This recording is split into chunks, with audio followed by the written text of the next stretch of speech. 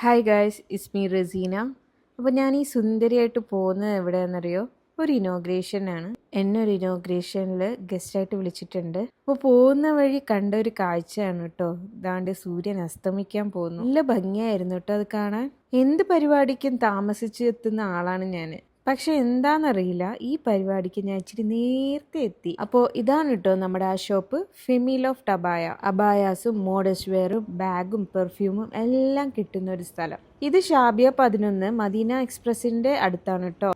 വെളിയിൽ നല്ല ചൂടുണ്ടായിരുന്നു, അപ്പോൾ ഞാൻ നല്ല വിയർക്കുന്നുണ്ടായിരുന്നു കേട്ടോ. അങ്ങനെ കുറച്ച് കഴിഞ്ഞപ്പോൾ നമ്മുടെ ചീഫ് ഗസ്റ്റ് എത്തി. ചീഫ് ഗസ്റ്റ് അമീൻ മന്നാനായിരുന്നു, ഒരു ഇൻഫ്ലുവൻസർ ആണ്. പിന്നെ ഒരു ഉസ്താദും ഉണ്ടായിരുന്നു, ഉസ്താദിന്റെ പേര് എനിക്കറിയില്ല.